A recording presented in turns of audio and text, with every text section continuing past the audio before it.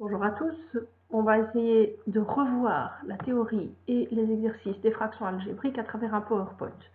Ce ne sera pas parfait, vous verrez que mon écriture avec un stylet sur une tablette graphique est encore pire qu'au tableau, mais on va essayer de solutionner certains soucis. Alors une fraction algébrique, c'est quoi? Une fraction algébrique, je le rappelle, c'est une fraction et donc une division ou un rapport avec un numérateur et un dénominateur. Une fraction dont les termes sont des polynômes. Je rappelle, en passant, on l'a vu au chapitre 7, un polynôme est une somme de monomes. Conditions d'existence, super important. Si les conditions d'existence ne sont pas remplies, la fraction n'existe tout simplement pas. Et donc une fraction existe si son dénominateur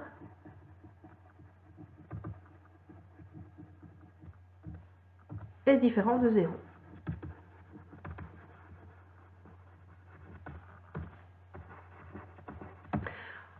On va retravailler à partir de plusieurs exemples. Donc, dans mon premier cas, 6x carré moins 3x doit être différent de 0. Condition sur le numérateur, il n'y en a pas. Vous en aurez parfois en 4e année, mais en 3e, vous n'avez pas de condition sur le numérateur. 6x au carré moins 3x doit être différent de 0. On résout ce genre d'équation en utilisant exactement la même technique que pour le produit nul, et donc le maître mot, c'est factoriser. Et vous obtenez donc 3x fois 2x moins 1. Je rappelle, un produit est nul si un des facteurs est nul.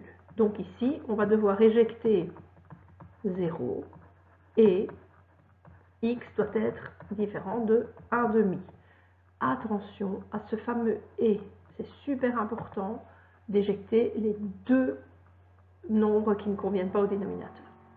Pour la deuxième fraction, nous obtenons simplement un produit algébrique différent de 0 et donc on va simplement éjecter 0.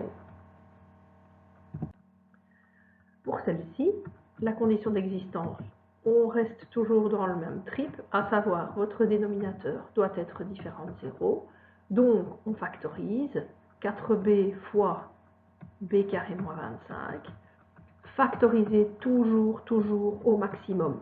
Tant que vous savez encore factoriser, vous factorisez. Donc on a mis en évidence et puis on a utilisé la technique des produits remarquables puisque nous avions ici une différence de 2 carrés qui nous donne un produit de binôme conjugué. Ce qui nous permet donc d'éjecter 0, d'éjecter 5 et d'éjecter moins 5. On rappelle bien évidemment que le et entre les conditions est super important. Pour celle-ci, condition d'existence, x carré plus 8x plus 7. Attention, soyez attentifs par rapport à la version papier que vous avez reçue, le 7 et le 8 ont été intervertis. Donc on va utiliser la technique somme-produit, sachant, je rappelle, technique somme-produit, vous devez trouver un produit qui fait 7, en l'occurrence ici, 1 fois 7, et utiliser exactement le même duo de nombres pour effectuer votre somme. Ce qui nous donne donc une distributivité double, utilisant le 1 et le 7, x plus 1 fois x plus 7. On va donc éjecter moins 1 et éjecter moins 7 avec le fameux et. Simplifier des fractions.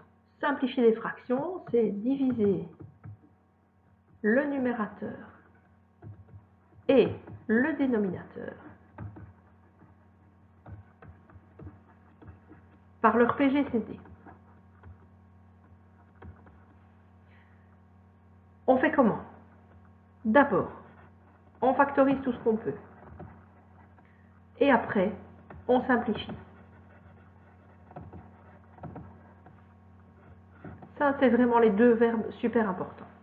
Après, je le répète depuis des semaines, vos techniques de factorisation, elles doivent être acquises. Alors, je vais commencer par cette fraction-ci. Vous êtes devant une fraction algébrique que vous êtes capable de simplifier depuis votre deuxième année. 35 et 25 se simplifient par 5, se divisent tous les deux par 5, et donc on obtient 7 cinquièmes. C'est toujours plus facile de commencer par les coefficients, puisqu'après, pour votre partie algébrique, On va mettre un petit peu de couleur. Pour la partie algébrique, vous avez un quotient de puissance de même base. Quotient de puissance de même base, on soustrait les exposants. Et donc vous obtenez x exposant 1. Je l'écris ici juste pour avoir le rappel. Mais donc si vous obtenez x exposant 7 divisé par x exposant 3, il vous restera au final x exposant 4, quotient de puissance de même base. À noter que si j'inverse ma fraction, vous obtenez 1 au-dessus et x exposant 4, puisqu'il vous reste des facteurs x au dénominateur. On en revient à l'autre fraction. Vous avez deux trinômes qui ne sont absolument pas factorisables de la même façon. Au dénominateur, vous avez un trinôme carré parfait qui se factorise sous la forme d'une somme au carré. Au-dessus, c'est un somme produit avec 6 fois 5. Et donc, x plus 6 fois x plus 5. Conditions d'existence, on va vite les faire pour être sûr de ne pas oublier. Conditions d'existence pour celle-ci, x doit être différent de 0.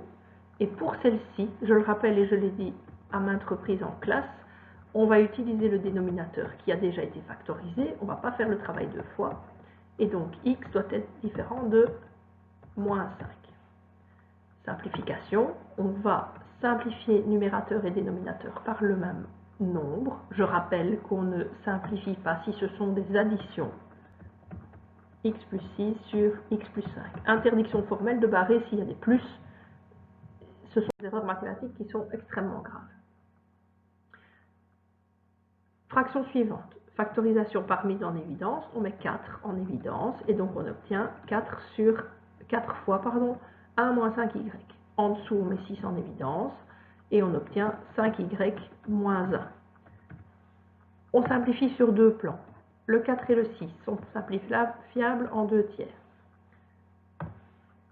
1 moins 5y et 5y moins 1 sont des nombres opposés, ce qui veut dire que nous allons faire apparaître un moins 1.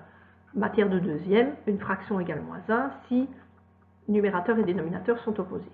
Il va donc nous rester moins 2 et 3 au dénominateur. La fraction suivante, je mets un méga attention parce que je suis persuadée qu'il y en a qui feront encore l'erreur. La fraction suivante ne peut pas être simplifiée. Celui qui me ferait ceci s'expose à une vengeance grave de ma part. Donc, pas de simplification possible. On va garder x plus 21 sur x plus 7. On va éviter de fâcher Thalès, Pythagore et tous ceux qui nous regardent. Multiplier des fractions.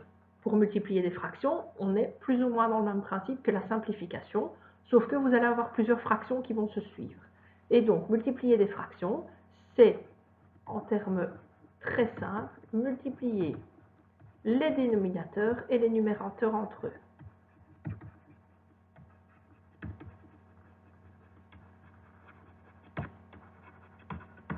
Et donc, petit 1, on factorise tout ce qu'on peut. Petit 2, on simplifie. Petit 3, on multiplie. Dans votre livre, il est spécifié qu'il faut vérifier quand c'est terminé. Si on ne sait pas, simplifier encore. À vérifier donc. Allez, on s'y met. Simplification. 3 et 9. Il reste 3. Le 22, on ne fait rien. Je rappelle, quand ce sont des simplifications comme ça, je vous conseille de travailler avec vos quotients de puissance de même base. Il va donc nous rester 66 au dénominateur. A carré sur A, il nous reste A exposant 1 au-dessus et il nous reste B exposant 4 au numérateur également. Pour la multiplication qui suit, on va faire de la factorisation. Mise en évidence du 4, S moins T. Au dénominateur, produit remarquable, x plus y fois x moins y.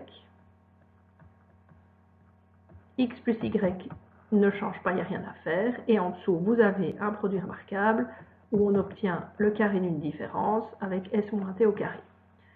On fait du nettoyage. X plus y, x plus y.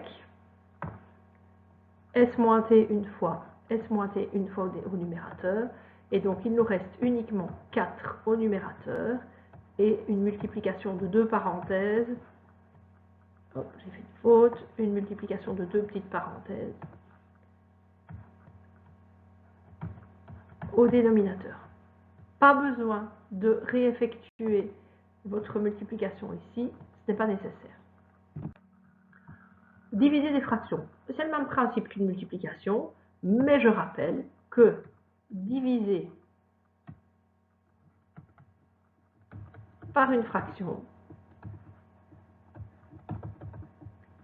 c'est multiplier par son inverse.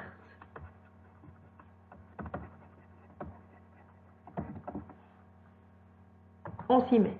Alors on va faire deux choses à la fois. On va factoriser tout ce qu'on peut et on va inverser en même temps. Donc, je prends un mini raccourci ici parce que je vois tout de suite que je peux mettre 3 en évidence et il me reste a carré moins 4b. Et ici, si je factorise vite fait, on va dire que je fais ça mentalement, je mets 6a en évidence et il reste b moins a. On y va. Je refactorise donc a carré moins 4b, ce qui me donne 3. A moins 2b, a plus 2b. Au dénominateur, 7b au cube.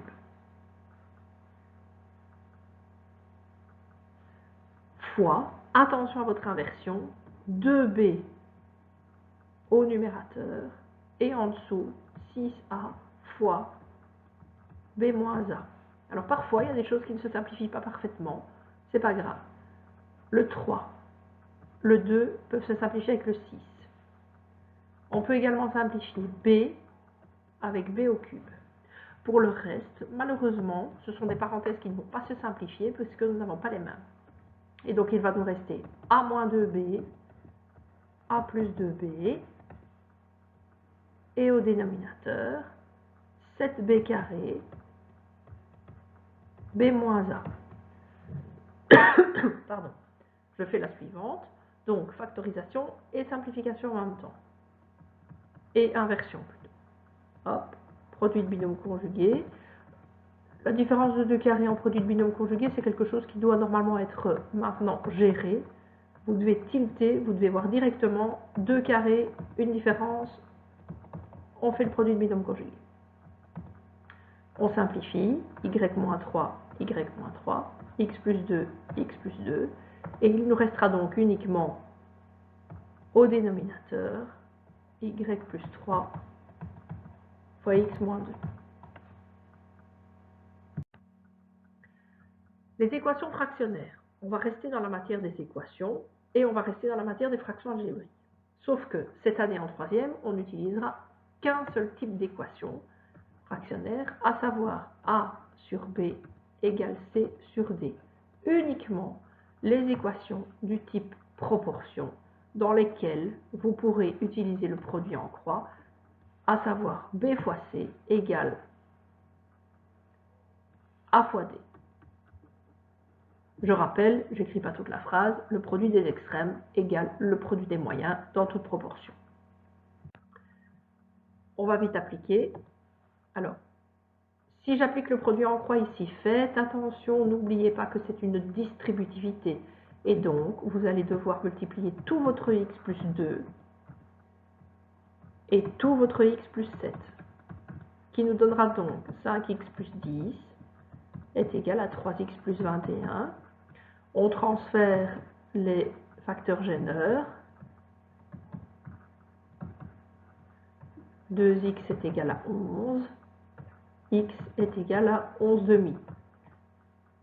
Dans ce type d'équation, vous n'avez pas d'inconnu au dénominateur, donc il n'y a pas de condition d'existence. Ça aura un intérêt après.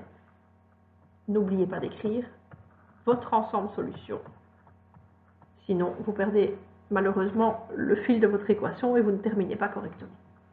Dans la deuxième équation, produit en croix, nous avons donc 6x plus 1 fois 3x est égal à 2 fois 9x carré moins 9x. J'ai effectué vite fait la distributivité.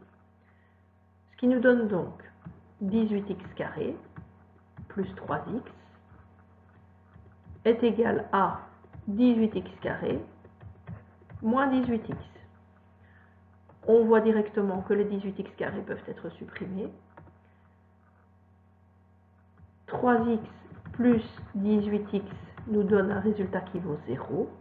21x est égal à 0 et donc x est égal à 0. Condition d'existence, c'est très important puisque nous avons un dénominateur polynôme. Et donc votre condition d'existence, 3x différent de 0, x différent de 0. Et c'est là qu'on voit toute l'importance des conditions d'existence. Vous obtenez comme solution